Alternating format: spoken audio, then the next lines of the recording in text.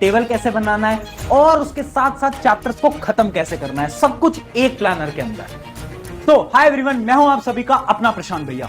अभी के टाइम की सबसे बड़ी प्रॉब्लम आ रही है कि हाफ ईयरली एग्जाम एकदम पास आ गया है। कुछ स्टूडेंट्स ये बोल रहे हैं कि हाफ ईयरली एग्जाम में सिर्फ और सिर्फ 30 दिन है, कुछ बोल रहे हैं 15 दिन है, कुछ बोल रहे हैं 1-1.5 महीना है। तो देखो, मुझे पता है इस समय पर तुम्हें डर लग रहा है और तुम्हें जरूरत है एक प्लानर की, एक ऐसा प्लानर जो कि पिछले साल भी दिया था स्टूडेंट्स को, जिसकी मदद से हजारों बच्चे बहुत अच्छा स्कोर लेकर आए हैं। बट उससे पहले मुझे आप अभी कमेंट में बताओगे आपके हाफ ईयरली एग्जाम कब से स्टार्ट होने वाले हैं, डेट क्या है, वो डेट मुझे कमेंट में जरूर बताना। अब देखो, इतने सारे स्टूडेंट से बात करने के बाद मुझे पता चली 3 सबसे बड़ी प्रॉब्लम। पहली प्रॉब्लम, बहुत सारा सिलेबस बचा हुआ है। भैया इतना सारा सिलेबस है, साल की शुरुआत में ज्यादा पढ़ाई नहीं करी, अब कैसे सिलेबस खत्म होगा। उसके अलावा बहुत कम टाइम भी बचा है ना, अब हाफ ईयरली एग्जाम इतने पास आ गए हैं ना कि अब ऐसा लग रहा है कि कुछ नहीं हो पाएगा।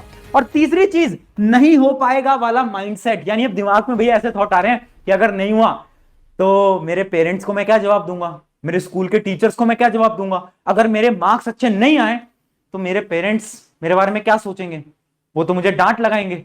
ये जितनी भी प्रॉब्लम है ना, ये सारी प्रॉब्लम आपकी खत्म हो जाएगी। तो एक एक करके प्लानर को समझते हैं। कुछ सिंपल से 5 स्टेप हैं प्लानर के लिए, लेकिन उन स्टेप को बताने से पहले एक कॉपी पेन लेकर बैठो। आज की वीडियो थोड़ी सी सीरियस है क्योंकि मुझे पता है टाइम कम है और आपको एक प्लानर बनाना पड़ेगा। अगर अच्छे मार्क्स लाने हैं तो इस प्लानर को बनाओ, एक नोटबुक पेन लेकर आओ। चलो स्टार्ट करते हैं। सबसे पहला आता है स्टेप नंबर 1। स्टेप नंबर 1 के अंदर आपको क्या करना है, कुछ पेजेस निकालने अपनी कॉपी में से और हर पेजेस पे अपने सब्जेक्ट का नाम लिखना है। जैसे कि एक पेज हो गया साइंस का, एक हो गया एसएसटी का, एक हो गया मैथ का, एक हो गया इंग्लिश का, एक और हिंदी का, ऐसे सबके नाम लिखे। अब आपको क्या करना है, पहले स्टेप के अंदर राइट दी चैप्टर्स, यानी इमेजिन करो ये मेरा पेज है, इसके ऊपर मैंने हेडिंग डाली क्या, साइंस। अब साइंस में मेरे हाफ ईयरली में कितने चैप्टर आ रहे हैं वो मैं यहां पर लिखने वाला हूं। जैसे कि मेरे आ रहे हैं 7 चैप्टर्स, मुझे पता है मेरे 7 चैप्टर आने वाले हैं, तो मैंने यहां पर 7 चैप्टर के नाम लिख दिए। क्या करा मैंने, 7 चैप्टर के नाम लिख दिए।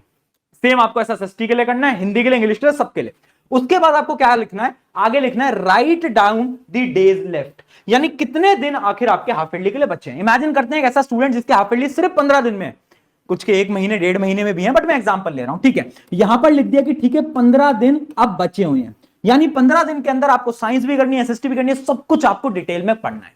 अब सवाल यह आता है, खुद से उसको देखकर आपको पता है क्या बोलना है कि तुम कर लोगे।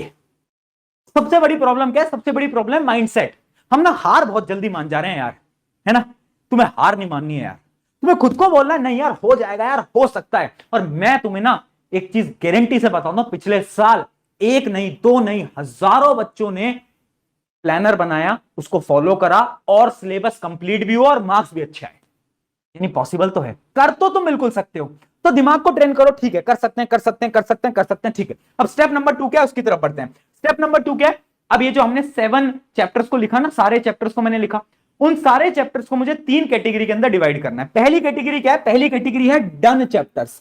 डन चैप्टर्स वो हैं जो कि मेरे हो चुके हैं। यानी इमेजिन करो साइंस में से 3 ऐसे चैप्टर थे जो कि मैं ऑलरेडी पढ़ चुका था, है ना। शुरुआत में मैंने थोड़ी बहुत पढ़ाई कर ली थी तो वो मेरे हो गए।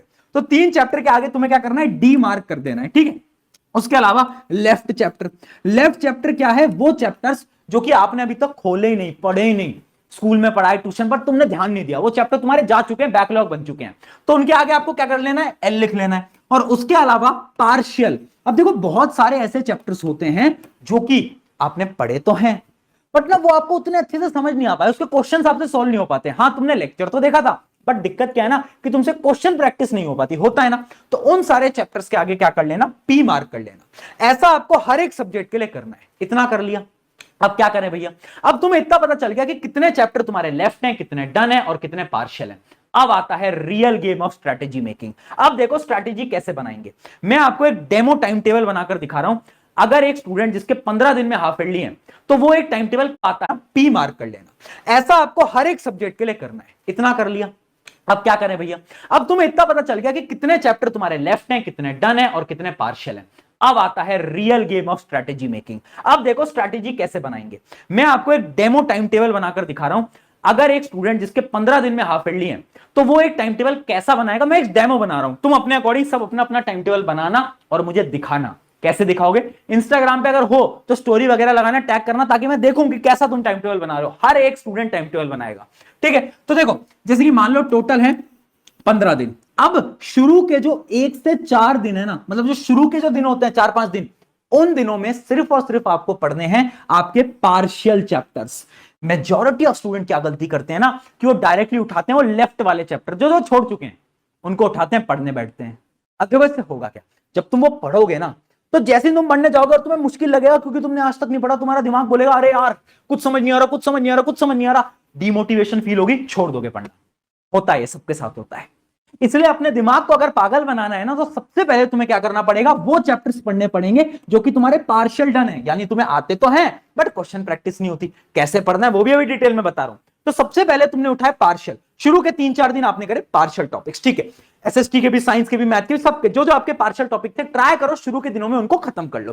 कैसे पढ़ना है आगे आ रहा हूं। उसके अलावा जो बचे हुए दिन है 5 से लेकर 11 तक, उसमें मैं क्या करूंगा, उसमें मैं लेफ्ट चैप्टर उठाऊंगा क्योंकि अब मेरे पास मोटिवेशन है पढ़ने की, मुझे पता है मैंने पार्शियल तो पढ़ लिए हैं, अब मैं लेफ्ट चैप्टर उठाऊंगा जो कि मेरे बचे हुए थे, जो मैंने आज तक नहीं पढ़े थे, उनको पढ़ना स्टार्ट करेंगे। कैसे पढ़ेंगे इसके बारे में बात करते हैं। और लास्ट के जो कुछ 3-4 दिन बचे हैं उसमें मैं क्या करूंगा, सिर्फ और सिर्फ डन चैप्टर्स को पढ़ूंगा। भैया डन चैप्टर्स को भी पढ़ने की जरूरत है क्या? हाँ, रिवीजन के बिना कोई फायदा नहीं है।